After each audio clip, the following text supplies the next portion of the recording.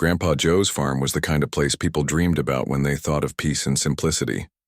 Nestled in the heart of rolling green hills, it was surrounded by fields that seemed to stretch endlessly under wide-open skies. The air smelled of fresh earth, wildflowers, and the faint scent of hay drying in the sun. It wasn't fancy or flashy, it didn't need to be. For as long as anyone could remember, this land had been home to Grandpa Joe and his family. His farmhouse, though old and weathered, stood proudly like a soldier guarding its post. Every creaky floorboard told a story. Every rusted hinge whispered memories of laughter and hard work. The farm wasn't just a piece of property. It was part of who Grandpa Joe was. He'd spent most of his life tending to the crops, feeding the animals, and fixing fences.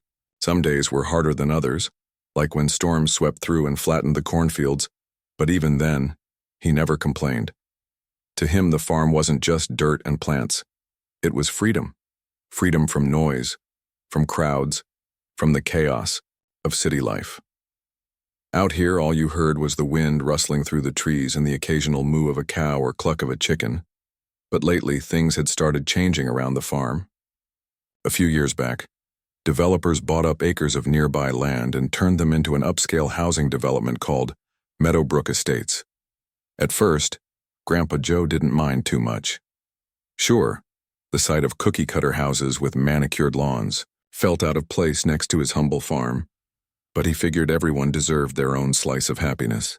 Besides, the new neighbors mostly kept to themselves, and the extra traffic on the roads wasn't too bad either. What Grandpa Joe didn't anticipate was the arrival of Karen, and not just any Karen, but HOA Karen.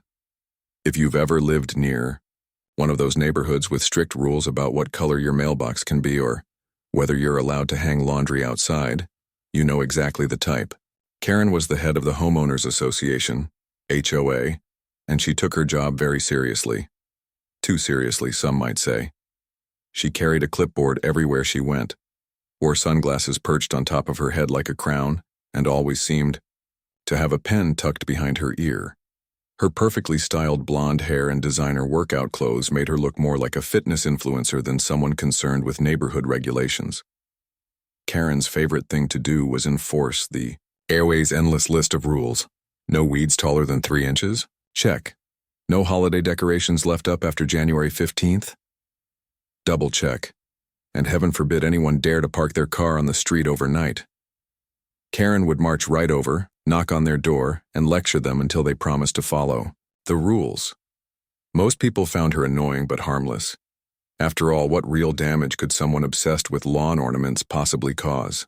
That's where they were wrong. You see, Karen had big plans for Meadowbrook Estates. She wanted it to be the picture-perfect community everyone envied, a shining example of modern living. But there was one glaring problem standing in her way: Grandpa Joe's farm. From her perspective, the farm was an eyesore. Its weather-beaten barns and dusty fields clashed horribly with the pristine lawns and sparkling swimming pools of the subdivision. Even worse, the farm attracted wildlife. Birds, rabbits, deer that sometimes wandered onto HOA property. To Karen, this was unacceptable.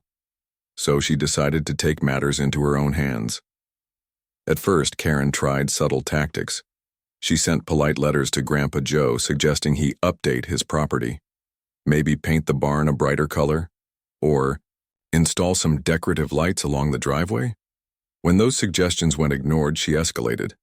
She showed up at his doorstep one afternoon, clipboard in hand, and offered to help him modernize the farm.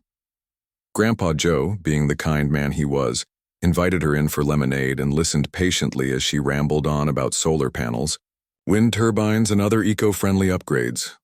"I'm just trying to help," Karen said with a saccharine smile. "We want Meadowbrook Estates to set an example for sustainable living. Imagine how much energy we could save if we worked together."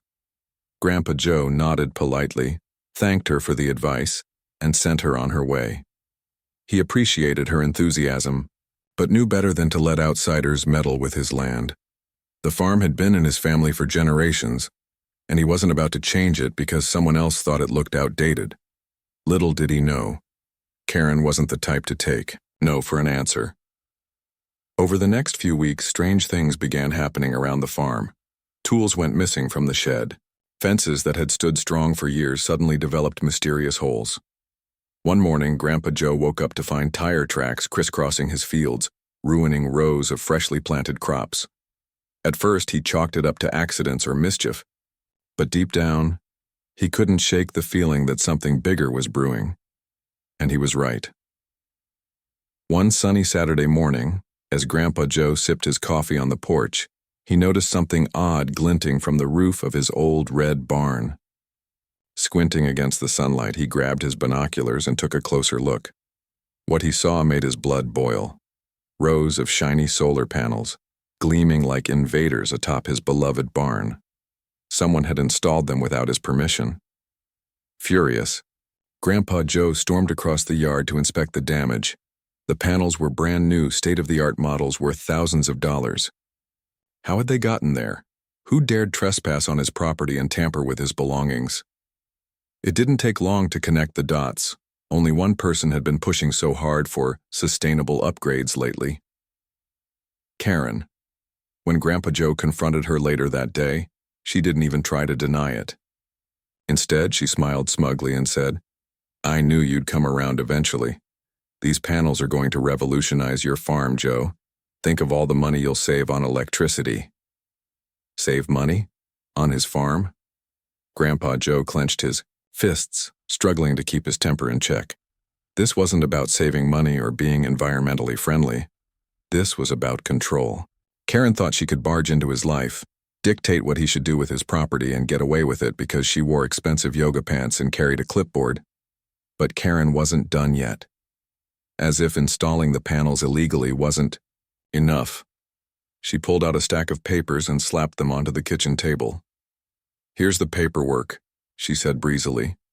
"You approved the project last month." Grandpa Joe stared at the documents in disbelief.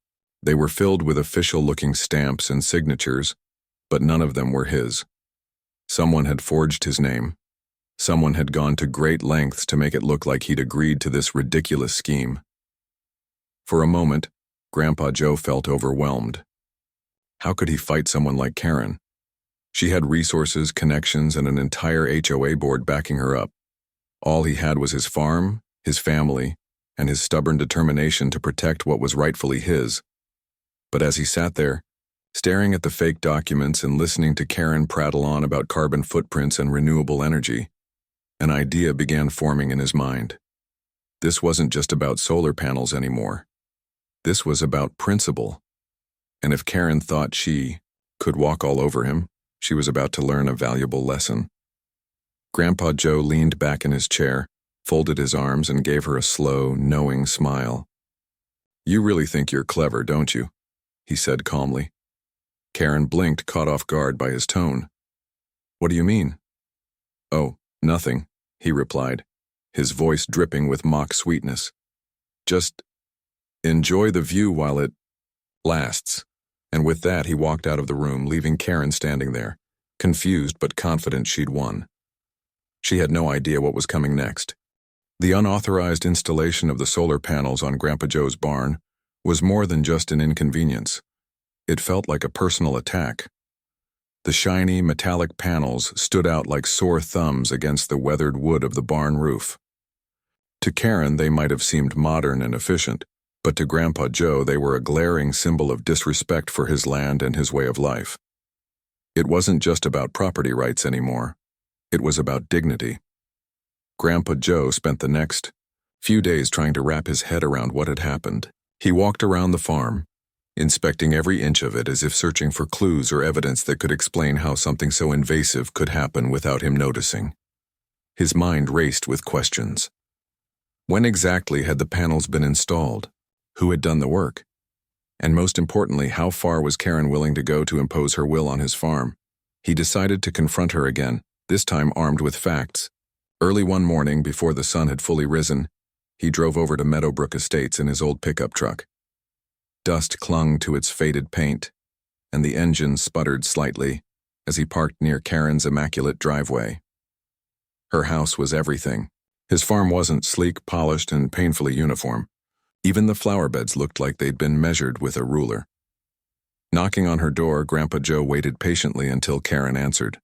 She opened it wearing yoga pants and a tank top, holding a smoothie cup in one hand, and her ever-present clipboard in the other.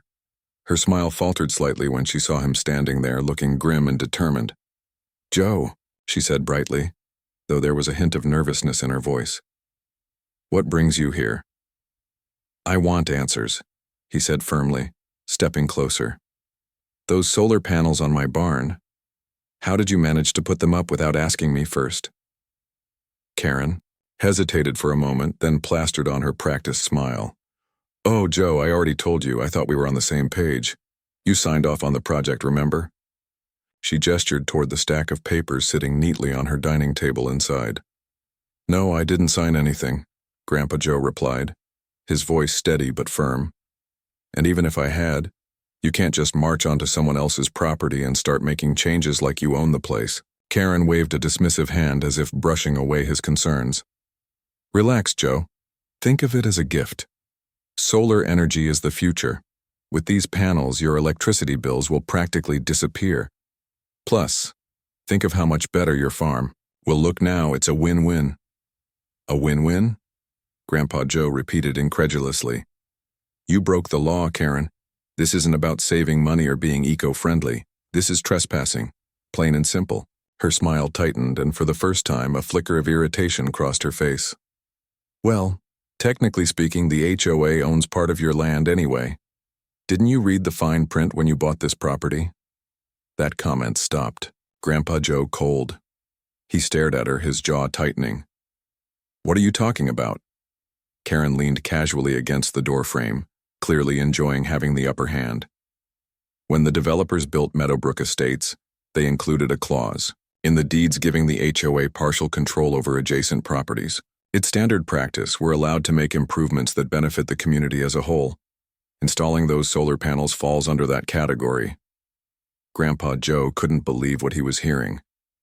"So you're telling me you think you can do whatever you want with my land because of some loophole in a contract I never agreed to?" "It's not a loophole," Karen corrected smugly. "It's called progress. And honestly, Joe, you should be thanking me. Those panels are worth thousands of dollars. They'll increase the value of your property, and ours by extension." For a moment, Grandpa Joe was speechless.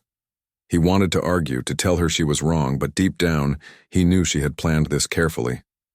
She wasn't just some pushy neighbor throwing her weight around. She was smart, calculating, and ruthless.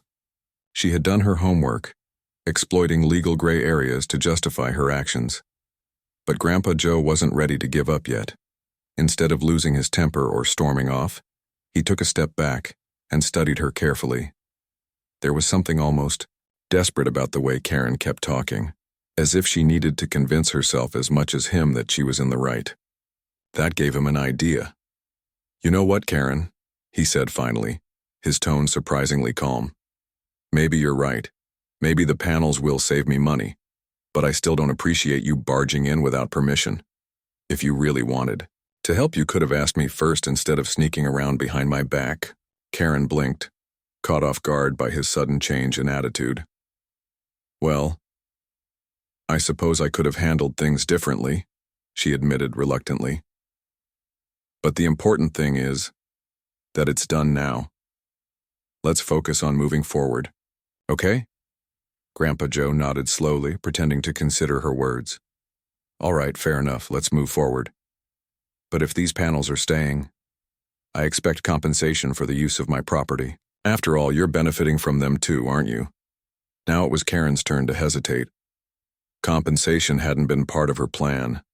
She had assumed Grandpa Joe would either cave completely or take her to court, a battle she was confident she could win thanks to the HOA's resources. But this was unexpected. "What kind of compensation are we talking about?" she asked cautiously. "Oh, nothing major," Grandpa Joe replied with a shrug. "Just a little something to cover the inconvenience, say 10% of the energy generated by the panels. Seems fair, doesn't it?" Karen frowned, clearly uncomfortable. "I'll have to discuss it with the board," she muttered, avoiding eye contact. "Of course," Grandpa Joe said smoothly. "Take your time. In the meantime, I'll start documenting everything. The installation process, the energy output, any correspondence between us. Just to keep things transparent." With that, he tipped his hat politely and turned to leave. As he climbed back into his truck, he noticed Karen watching him through the window, her expression unreadable. For the first time since discovering the panels, Grandpa Joe felt a glimmer of hope. He might not have the same resources as Karen, but he had something she didn't: patience. Over the next few days, Grandpa Joe began putting his plan into motion. He enlisted the help of his tech-savvy granddaughter, Emily, who lived nearby and often visited the farm on weekends. Emily was in her early 20s, sharp as a tack, and had a knack for solving problems. When Grandpa Joe explained the situation to her, she immediately jumped on board. "This is insane," Emily exclaimed. After hearing the whole story, "She actually forged your signature. Who does that?" "She does," Grandpa Joe said dryly, "which is why we need to be smarter than her. Can you help me set up cameras around the farm? I want to catch her, or anyone working for her, in the act if they try anything else." "Absolutely," Emily replied, already pulling out her phone to order security equipment online. "And while we're at it, let's dig into the HOA's records.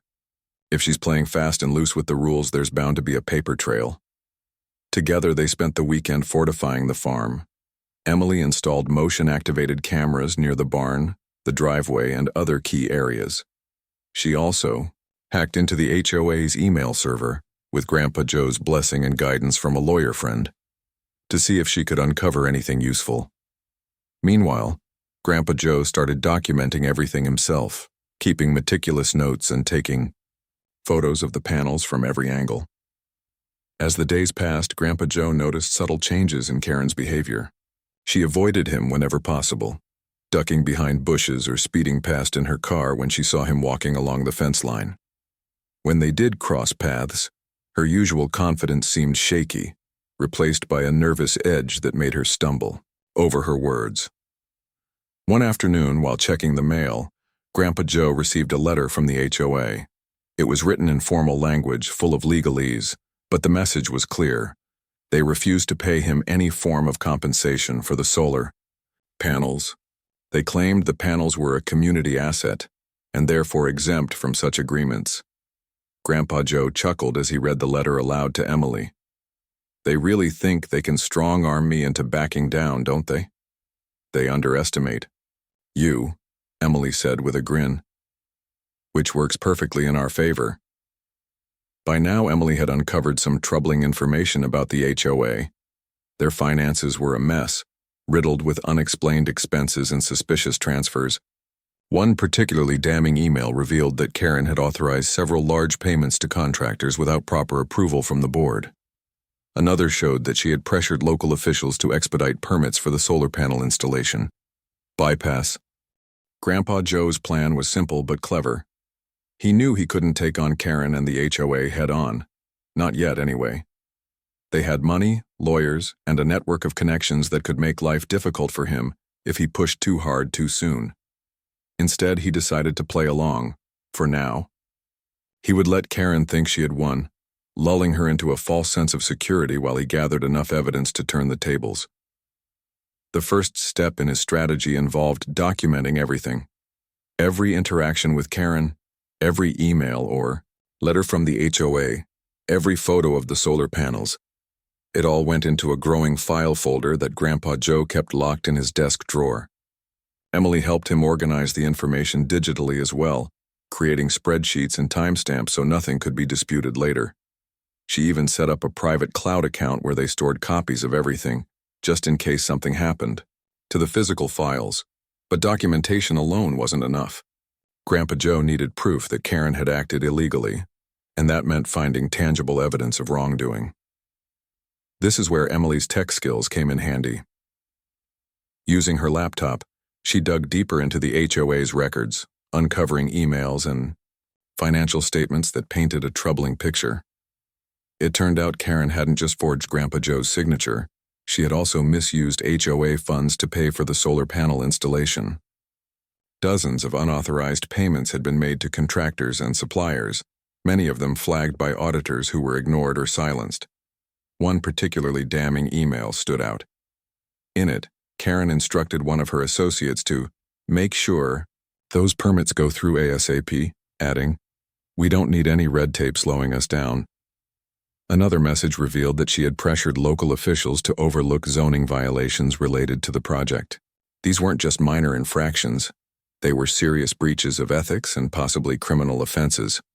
Armed with this information, Grandpa Joe and Emily began crafting their counterattack. But before they could strike, they needed to ensure they had leverage, something Karen couldn't ignore or brush aside. That's when Grandpa Joe came up with an idea so bold it left Emily speechless. "What if we rig the panels?" he suggested during one of their late-night brainstorming sessions. Emily raised an eyebrow. "Rig them how?" "Make it look like I'm benefiting from them," Grandpa Joe explained. "Karen thinks I'm clueless about technology, right? Let's give her exactly what she expects. A farmer who doesn't know the first thing about solar energy. But behind the scenes, we'll reroute the electricity generated by the panels directly into my grid. That way, all the power they produce becomes mine legally." Emily grinned. "You're sneaky, Grandpa." "It's not illegal," he said, firmly. "Just creative. And it gives us something to bargain with later." With Emily's help, they modified the wiring system connecting the solar panels to the farm's electrical setup. The process wasn't easy. Neither of them were electricians, but they figured it out using online tutorials and trial and error. By the time they finished, the panels were feeding electricity straight into Grandpa Joe's home and barn, bypassing any official metering systems. From an outsider's perspective, it looked like the panels were simply generating free energy for the farm. Meanwhile, Grandpa Joe continued playing along with Karen. Whenever she stopped by to check on the panels, which she did frequently, always, under the guise of monitoring progress, he made a point of praising her efforts. "These panels are amazing," he told her during one visit, gesturing dramatically toward the barn roof. "My electricity bills have dropped significantly. You were right. This really is a win-win." Karen beamed, clearly pleased with herself. "I knew you'd come around. Eventually, Joe. Sometimes people just need a little push in the right direction." "Oh, absolutely," Grandpa Joe replied, nodding enthusiastically. "In fact, I've been thinking, maybe we should expand the project. Add more panels to the other buildings. What do you think?" Karen hesitated, caught off guard by his sudden enthusiasm. "Well, that might be possible," she said cautiously. "But we'd need approval from the board first." "Of course," Grandpa Joe said smoothly. "Let me know when you're ready to discuss it further." As Karen drove away, Emily emerged from the barn, shaking her head in disbelief. "You're really laying it on thick, aren't you?" "Gotta keep her guessing," Grandpa Joe replied with a wink. "The more confident she feels, the less likely she is to suspect anything." While Karen basked in what she believed was a victory, Grandpa Joe and Emily worked tirelessly to build their case. They compiled screenshots of incriminating emails, printed out bank statements showing unauthorized transactions, and even reached out to former HOA members who had resigned due to disagreements with Karen. Many of them were eager to speak out, providing sworn affidavits detailing her manipulative tactics and unethical behavior. One ex-board member, a retired schoolteacher named Margaret, proved especially helpful. She revealed that Karen had bullied several residents into compliance by threatening fines or legal action. Others had been coerced into supporting projects they didn't want, including the solar panel initiative. Margaret agreed to testify against Karen if necessary, giving Grandpa Joe another powerful ally in his fight. Despite their progress, Grandpa Joe knew they couldn't rely solely on evidence. They needed to understand the law inside and out, which meant consulting professionals. He reached out to a local attorney recommended by a friend, a no-nonsense woman named Lisa, who specialized in property disputes. After reviewing the case, Lisa confirmed what Grandpa Joe already suspected. Karen and the HOA had overstepped their bounds in multiple ways. "The good news is you have a strong case," Lisa told him during their initial meeting. "Trespassing, forgery, misuse of funds, the list goes on. The bad news is this kind of battle can get messy. Are you prepared for that?" "I am," Grandpa Joe said without hesitation. "This isn't just about me anymore. It's about standing up to people who think they can walk all over others because they have power and money." Lisa nodded approvingly. "In that case, let's get to work." With Lisa's guidance, Grandpa Joe drafted a formal complaint, outlining every violation committed by Karen and the HOA. He included copies of the falsified documents, financial records, and witness statements, making sure the paperwork was airtight. The goal wasn't just to expose Karen. It was to dismantle the entire corrupt system she represented. But before filing the complaint, Grandpa Joe decided to confront Karen one last time. He invited her to tour the farm under the pretense of discussing potential improvements. When she arrived, dressed in her usual yoga gear and carrying her clipboard, he greeted her warmly and led her around the property. "This place has so much potential," Karen gushed as they walked past the fields. "Imagine what we could accomplish together if we expanded the solar initiative." "I agree," Grandpa Joe said, feigning excitement. "But tell me, Karen, how did you manage to pull off such a big project without anyone noticing? I mean, installing those panels must have taken weeks." Karen froze mid-step, her smile faltering slightly. "What do you mean?" "Oh, nothing," Grandpa Joe replied innocently. "Just curious, that's all. You're very resourceful." Her expression hardened, and for a brief moment, he saw a flicker of panic in her eyes. But she quickly masked it with another fake smile. "Well, sometimes you have to bend the rules a little to get things done." "Bend the rules?" Grandpa Joe echoed, raising an eyebrow. Interesting choice of words. Karen laughed nervously, clearly uncomfortable. "Anyway, let's focus on the positives. Like I said, the solar panels are just the beginning." "Absolutely," Grandpa Joe said, steering her toward the barn. "Speaking of which, take a look at this." He pointed to the panels gleaming in the sunlight, their wires snaking discreetly into the building. "All that energy is going straight into my grid now, isn't that incredible?" Karen stared at the setup, her brow furrowing. "Wait, you rewired them yourself?" "Not exactly," Grandpa Joe admitted. "Emily helped me. She's quite the tech whiz, you know." For the first time, Karen looked genuinely rattled. "You shouldn't have done that," she muttered. It's irregular." "Is it?" Grandpa Joe asked lightly. "Because from where I'm standing it seems perfectly legal. After all, the panels are on my property and the energy they generate belongs to me. Right?" Karen opened her mouth to argue but closed it again, unsure of what to say. For once, she was at a loss for words. As they wrapped up the tour, Grandpa Joe delivered the final blow. "By the way, Karen, I've been meaning to thank you for everything you've done. Installing those panels, pushing for sustainability, even covering the costs yourself. It's truly admirable." Karen blinked, confused. "Covering the costs?" "Oh, yes," Grandpa Joe said casually. "Didn't you know? According to the HOA's financial records, you personally authorized the payments for the project. Quite generous of you." Her face paled, and for a moment, she looked like she might faint. That's not true, isn't it?" Grandpa Joe replied, his tone deceptively sweet. "Funny how things have a way of coming to light, isn't it?" By the time Karen left the farm, she was visibly shaken. Grandpa Joe watched her drive away, a satisfied smile spreading across his face. The trap was set. All that remained was springing it, and letting justice take its course. Karen's visit to the farm left her unsettled, though she tried to convince herself it was nothing more than paranoia. After all, what could Grandpa Joe possibly do? He was just an old man with a dusty farm and outdated ideas about how things should be run. Sure, he had rigged the solar panels to benefit himself, a move that irked her, but surely he wouldn't dare challenge her authority or expose her actions. She had the HOA board behind her, didn't she? And everyone knew that. Power in numbers mattered most. But as days turned into weeks, Karen began noticing subtle changes in Grandpa Joe's demeanor. Gone was the quiet resignation she had expected from him after discovering the panels. Instead, he seemed unusually confident, almost smug. Whenever their paths crossed, whether at the mailbox or during one of his rare trips into town, he greeted her with a knowing smile and polite small talk. It unnerved her. Something wasn't right, but she couldn't put her finger on it. Meanwhile, back at the farm, Grandpa Joe and Emily were putting the final pieces of their plan into place.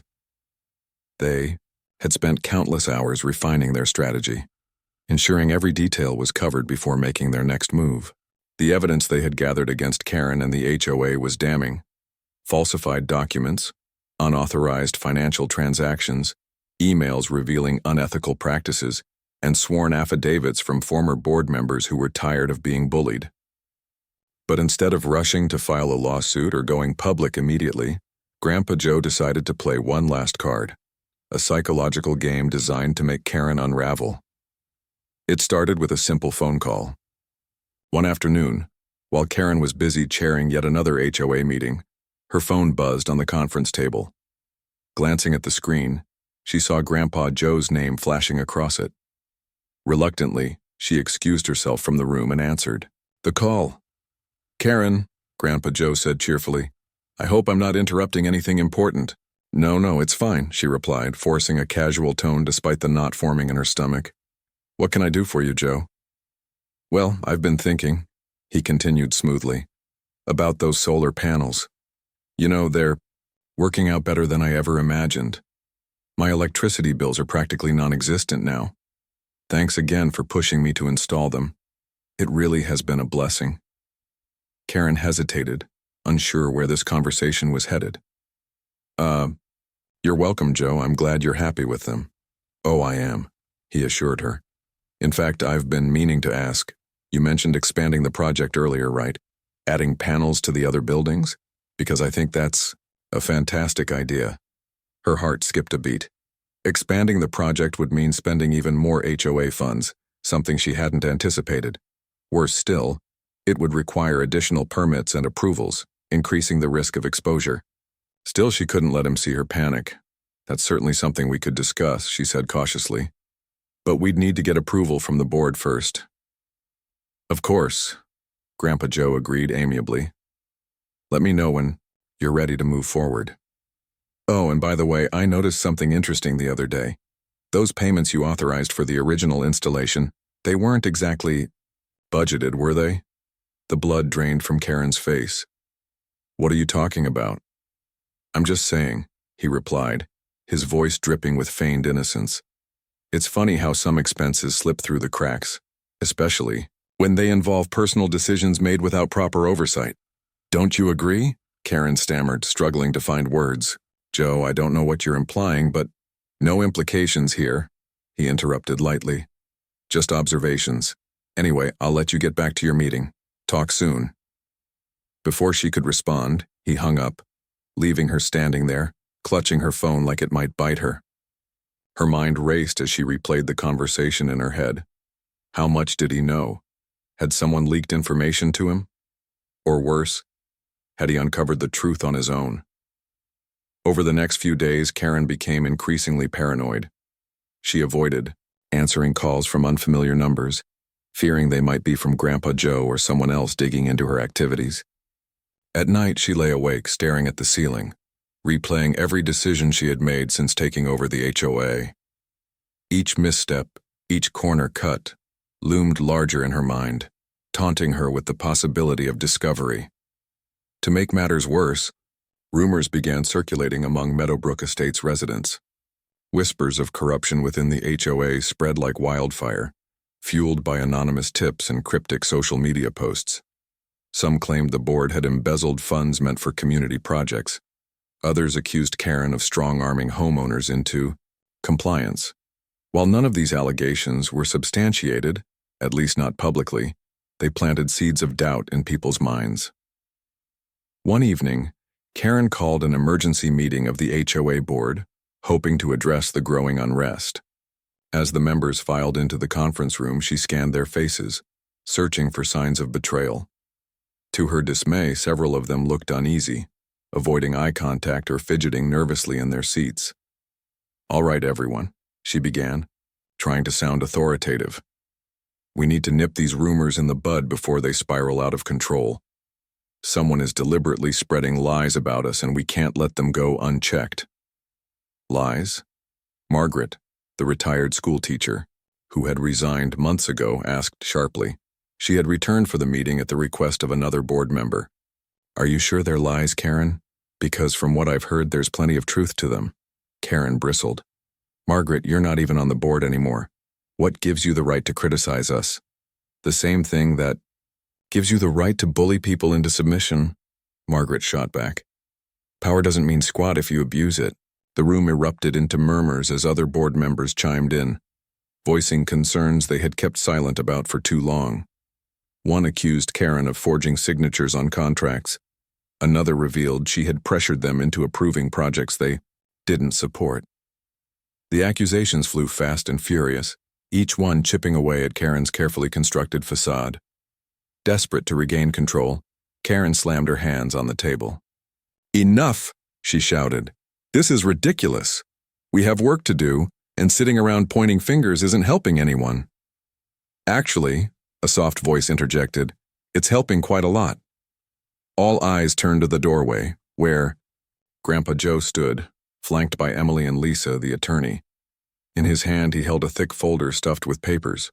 Slowly he walked into the room and placed the folder on the table in front of Karen. "What's this?" she demanded, her voice trembling.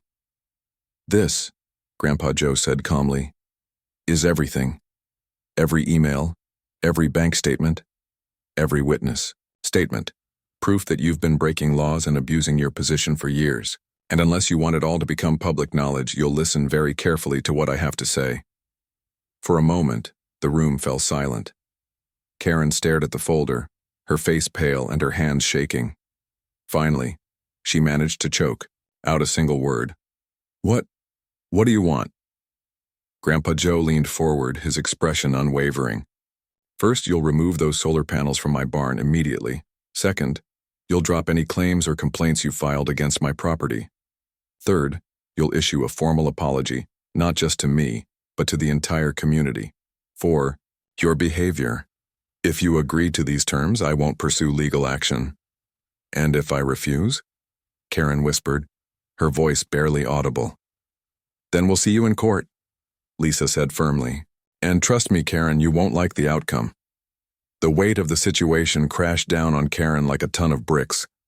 For the first time in years, she realized she was completely powerless. Her usual tactics, bullying, manipulation, intimidation, wouldn't save her now. With the evidence stacked against her and the board turning on her, she had no choice but to comply. "Fine," she muttered, defeated. "I'll do it. Just give me time." 2 weeks, Grandpa Joe replied. No excuses, no delays. As Karen slumped back in her chair, tears welling in her eyes, Grandpa Joe exchanged a glance with Emily and Lisa. The battle wasn't over yet, but they had won the first round and taken a major step toward justice. The next 2 weeks felt like an eternity for Karen. Every day dragged by under the weight of her growing humiliation and fear. She had always prided herself on being in control, on knowing exactly how to handle people and situations to get what she wanted. But now, for the first time in her life, she was completely powerless. The ultimatum Grandpa Joe had given her wasn't just a slap on the wrist. It was a full-blown reckoning that threatened to dismantle everything she had worked so hard to build within Meadowbrook Estates. True to his word, Grandpa Joe gave Karen 14 days to comply with his demands. During that time, he kept a close eye on her actions, or rather, her lack thereof. To ensure she didn't try anything sneaky, Emily set up additional cameras around the farm and monitored them constantly. Lisa, the attorney, stayed in regular contact as well, ready to spring into action if Karen showed any signs of defiance. Meanwhile, Grandpa Joe went about his daily routine as if nothing unusual was happening. He tended to his crops, fed the animals, and fixed fences, all while maintaining an air of calm determination. It was almost as if he knew the outcome was inevitable, and he was simply waiting for Karen to come to terms with it. Karen, on the other hand, was falling apart. Her once immaculate appearance began to show cracks. Gone were the perfectly styled blonde hair and designer workout clothes. Instead, she wore rumpled outfits, and dark circles under her eyes betrayed her sleepless nights. She avoided social gatherings, canceled meetings, and spent most of her time holed up in her house, poring over legal documents and trying to find loopholes that didn't exist. No matter how many times she read through the evidence Grandpa Joe had gathered, she couldn't deny the truth staring back at her. She was guilty, and there was no way out. By the end of the second week, Karen finally caved. On a gray, drizzly morning, A crew of workers arrived at Grandpa Joe's farm and began dismantling the solar panels from the barn roof. They worked quickly and quietly, avoiding eye contact with anyone who passed by. Karen herself showed up later that afternoon, looking pale and defeated, to deliver the formal apology letter she had promised. She handed it to Grandpa Joe without saying a word, her hands trembling as she clutched the envelope. Grandpa Joe accepted the letter with a polite nod but didn't open it right away. Instead, he invited Karen inside for coffee, a gesture that caught her off guard. For a moment she hesitated, unsure whether this was some kind of trap. But when he assured her it was just a courtesy, she reluctantly followed him into the kitchen. As they sat across from each other at the old wooden table, Karen fidgeted nervously, glancing around the room as if searching for something to say. Finally, she cleared her throat and spoke. "Joe, I'm sorry. For everything. I never meant for things to go this far." Grandpa Joe studied her for a moment, his expression unreadable. Then he sighed and leaned back in his chair. No, Karen, I believe you. Deep down, I think you thought you were doing the right thing. For the neighborhood, for the environment, whatever. But good intentions don't excuse bad behavior. What you did wasn't just wrong, it was illegal. And it hurt people, including me. Karen nodded miserably, tears brimming in her eyes. I know. I see that now. I got carried away. Let my ego take over. I thought I could fix everything, make everyone happy. But I only made things worse. Yes, you did, Grandpa, Joe agreed. But here's the thing, Karen. Mistakes happen. People mess up. What matters is what you do after you realize you've made a mistake. You can either learn from it and change, or keep making the same errors over and over again. She wiped, her eyes with the back of her hand visibly shaken. I want to change, Joe. Really, I do, but where do I even start? He smiled faintly, his tone softening. Start by treating people with respect, by listening to them instead of talking over them, by understanding that not everyone shares your vision, and that's okay. Sometimes, letting people live their lives the way they choose is more important than forcing your ideas onto them. Karen nodded slowly, absorbing his words. For the first time since the ordeal began, she looked genuinely remorseful, not just scared or defensive. Whether it would last remained to be seen, but for now it was enough. After Karen left, Grandpa Joe turned his attention back to the bigger picture. Removing the solar panels and getting an apology from Karen was a victory, but it wasn't the end game. He knew that exposing her misconduct wouldn't just help him, it could inspire others to stand up against similar injustices. With Lisa's guidance, he decided to file a lawsuit against Karen and the HOA for trespassing, forgery, and defamation. The goal wasn't revenge, it was accountability. Filing the lawsuit turned out to be easier than expected. Thanks to the mountain of evidence they had collected, their case was rock solid. Screenshots of incriminating emails, bank statements showing unauthorized transactions, and sworn affidavits from former HOA members painted a damning portrait of corruption and abuse of power. Even the local media took notice, publishing articles that shed light on the scandal and sparking outrage among residents of Meadowbrook Estates. One particularly explosive article featured an interview with Margaret, the retired schoolteacher, who had testified against Karen. In it, she described years of intimidation and manipulation at the hands of the HOA board, culminating in Grandpa Joe's confrontation with Karen. It's not just about one person, Margaret told the reporter. It's about standing up to bullies who think they're untouchable because they have money and influence. Joe showed us that it's possible to fight back and win. The article went viral, drawing national attention to the story. Talk shows discussed it, bloggers dissected it, and social media users shared it endlessly. Before long, Grandpa Joe became something of a folk hero, a symbol of resistance against unchecked authority. Strangers reached out to him, sharing their own stories of dealing with tyrannical HOAs or greedy developers. Some even offered financial support for his legal battle, though he politely declined, insisting that this fight was personal and didn't need outside funding. Despite the media, frenzy, Grandpa Joe remained grounded. He continued working on the farm, greeted reporters with a friendly wave, and refused to let the chaos distract him from his priorities.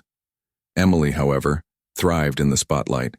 She gave interviews, posted updates online, and helped organize community meetings to discuss reforming the HOA.